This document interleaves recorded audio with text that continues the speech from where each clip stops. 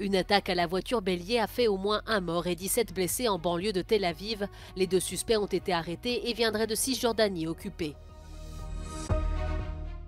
Après les frappes américaines et britanniques contre des cibles Houthis, les rebelles ont visé un navire américain dans le golfe d'Aden.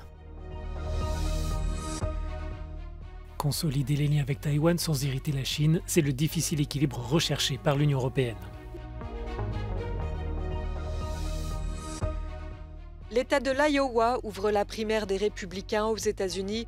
Le froid glacial pourrait perturber la participation des votants.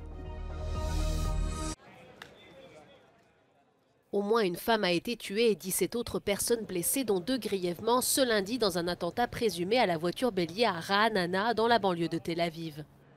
La police a déclaré que 2 Palestiniens de Cisjordanie occupés qui travaillaient illégalement en Israël ont été arrêtés. Ceux-ci sont soupçonnés d'avoir volé une voiture avant de renverser des passants sur plusieurs sites dans cette banlieue de Tel Aviv. Le Hamas a salué l'attaque, mais ni le mouvement islamiste ni d'autres groupes armés n'en ont revendiqué la responsabilité. La tension en Israël et dans les territoires palestiniens est montée d'un cran depuis l'attaque sans précédent du 7 octobre qui a fait 1140 morts côté israélien et plus de 24 000 côté palestinien selon le Hamas.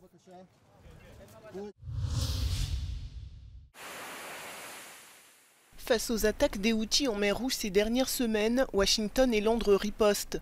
Plusieurs frappes aériennes ont été effectuées ce week-end sur des cibles Houthis à travers le Yémen. Une opération militaire qui ne semble pas arrêter les rebelles qui ont visé un navire américain lundi dans le golfe d'Aden. Les États-Unis et le Royaume-Uni ont assuré que leur opération conjointe était ponctuelle, mais pourrait agir à nouveau si les attaques de bateaux en mer Rouge se poursuivaient.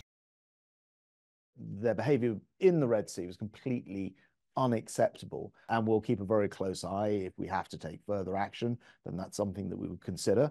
But our intention was to have a very clear message sent to the Houthis, which I think is what has been achieved thus far. Les rebelles Houthis qui contrôlent une bonne partie du Yémen affirment viser les navires liés à Israël pour faire cesser son offensive dans la bande de Gaza. Environ 12% du commerce mondial transite par la mer Rouge.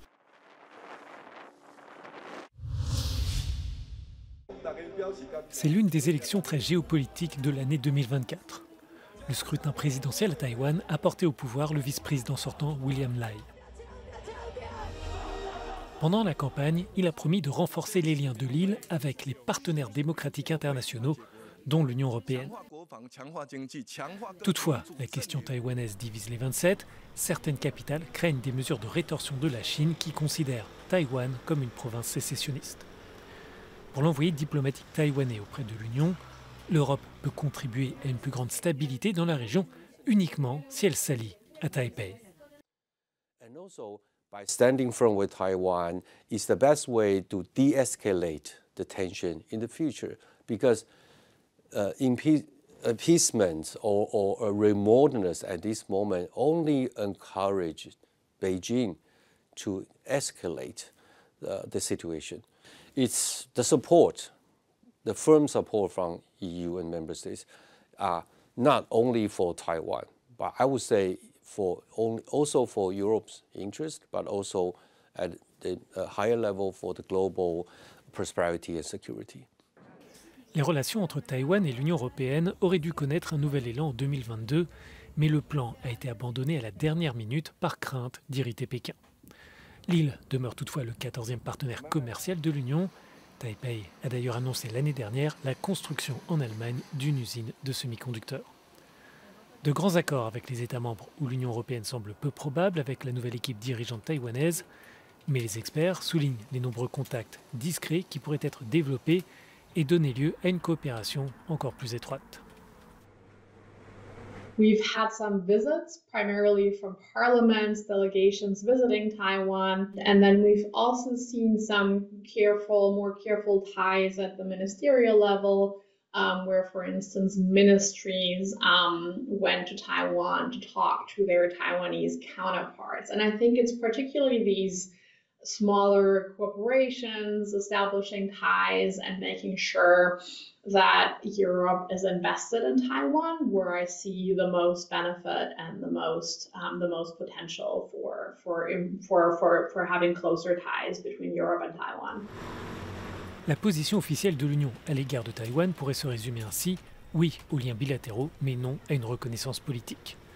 Une approche européenne équilibrée et unie qui soutient Taipei sans aliéner ni même provoquer Pékin. Maintenir cet équilibre sera essentiel pour la stratégie européenne en Asie, qu'importe le dirigeant taïwanais.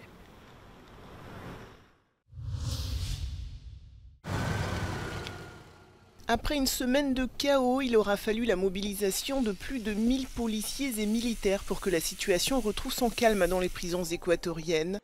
Dimanche, l'armée et la police ont repris le contrôle de plusieurs centres pénitentiaires à travers le pays, comme ici dans la province de Cotopaxi, située au sud de la capitale Quito.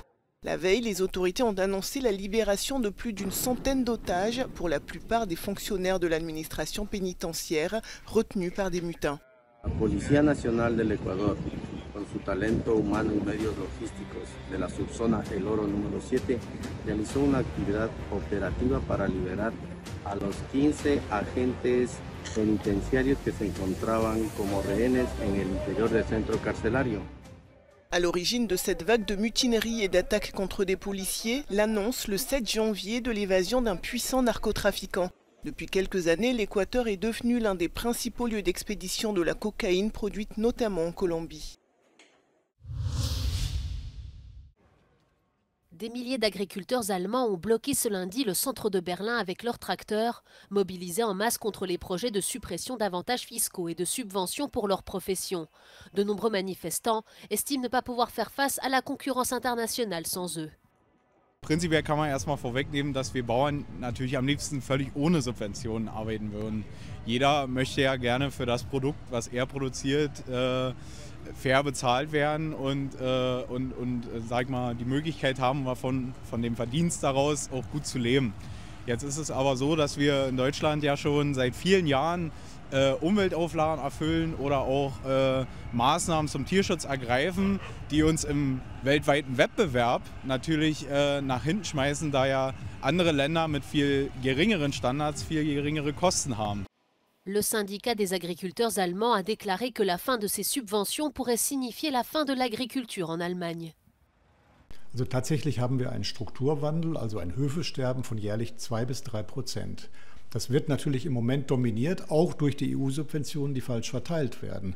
Wenn wir jetzt von heute auf morgen alle Subventionen streichen würden, dann würden sicherlich viele Betriebe sagen, das hat keine Perspektive mehr und meine Kinder sollen diesen Job nicht mehr machen.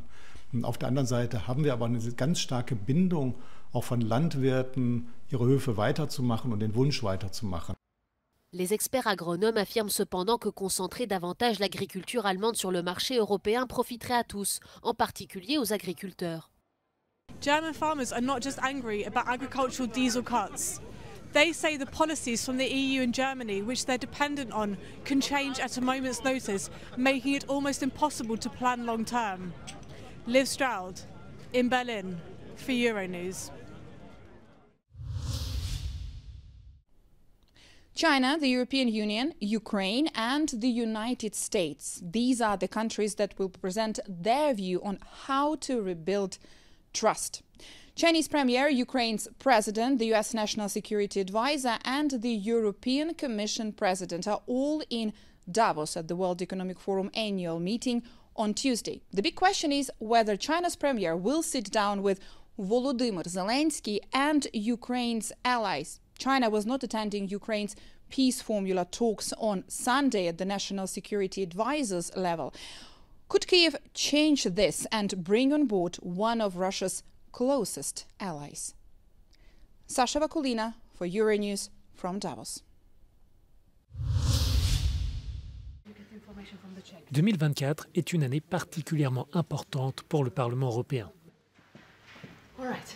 À l'occasion de la première session plénière de l'année à Strasbourg, la présidente de l'institution, Roberta Metsola, appelle les électeurs à se rendre aux urnes en juin et à soutenir les forces pro-européennes face aux partis d'extrême droite lors du scrutin continental.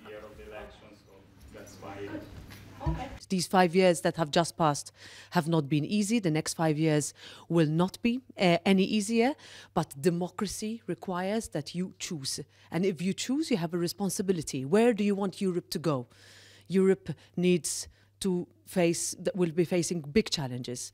Populism, extremism, intolerance. But Europe has shown itself to be unprecedentedly united over the past years. Let's continue on that track, and only citizens can choose that to go forward.